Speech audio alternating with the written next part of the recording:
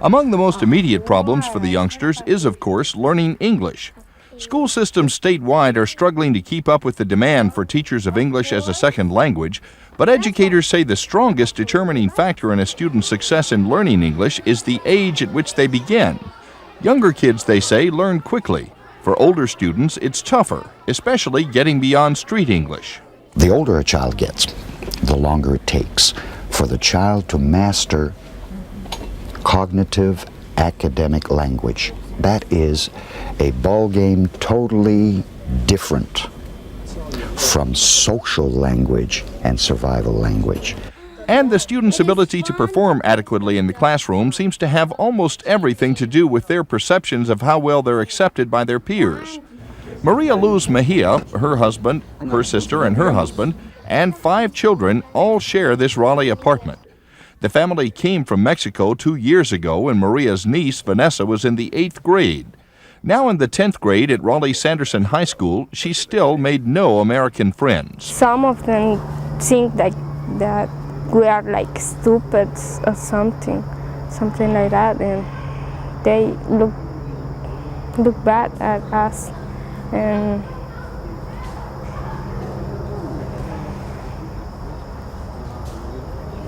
Did that make you feel very lonely when you first came? yeah,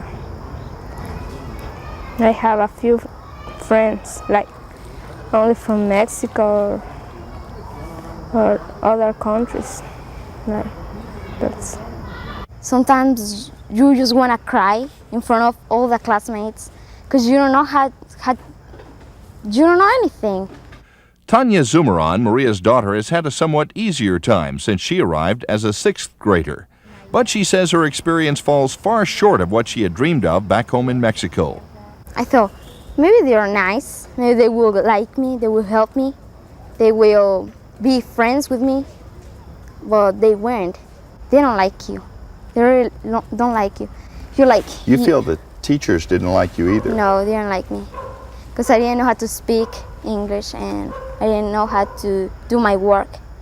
If I did, I didn't get any grade because I didn't know how to do it good. Tanya and Vanessa are still so sensitive about their English that they seldom talk to American students. But they still know more of the language than their parents, which is typical among many immigrant families. As a result, children tend to inherit some measure of authority. Along with parents' non-involvement in their children's education because of the demands of survival, this represents a certain parental loss of control. Le digo que pues cambia mucho en ese aspecto de la educación. Maria Luz MEJIA says the difference in culture makes discipline difficult to maintain. She says Latino children sometimes threaten to call the police if the parents try to punish them, something she says they hear from their American classmates. In addition to language difficulties and diminishing parental control, immigrant children also encounter attitudes reflecting ignorance about their native culture and a sense of superiority about American ways. But I'm really proud of Ecuador, and I'd like to, tell a lot of people about it. I had people ask me if I lived in tents and if we had computers and stuff like that when I came here, and that shocked me. I was like, how can someone be ignorant about that? But they're not, I mean, it's not that, well, some people don't want to learn. They're just and I asked, actually recently someone said, well, why should I care about any other culture since I'm in the best culture right now?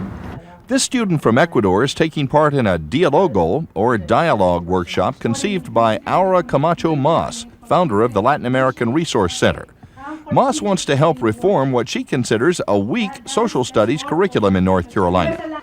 She says too much emphasis on the history and geography of other countries and not enough discussion on current society leads to stereotypes and mistaken preconceptions about foreigners.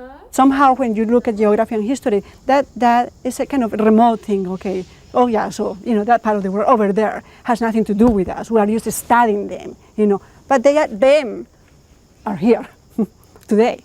The local communities, the school communities are being bombarded by the presence of people from all over the world, okay? From which the teachers don't know anything about the people. They never study the people. Many of the teachers attending her workshops agree. I'm a 5th grade teacher, and Wake County's curriculum for social studies is the whole Western Hemisphere, which is huge. And I will say to you honestly, it's really heavy on geography, and it's like, well, if we can get to the other stuff, great. But I mean, you're just kind of chug through all this overwhelming curriculum, and this is really showing me how important it is. Geography is very important, don't get me wrong, but I think maybe we're missing the boat on some of these things, and we're not really communicating with our children. You know, the books are predominantly history, and I think we really need to, if the materials aren't there for us, we need to seek out those materials and those people and be talking about these things. Younger immigrant children like these are not only learning English and fitting in more quickly than their older counterparts, they'll also benefit from inevitable improvements in the way our students learn about other countries and cultures. But students like TANIA ZUMERAN and MIRA may find that such changes come too late for them, and they may carry some scars as a result.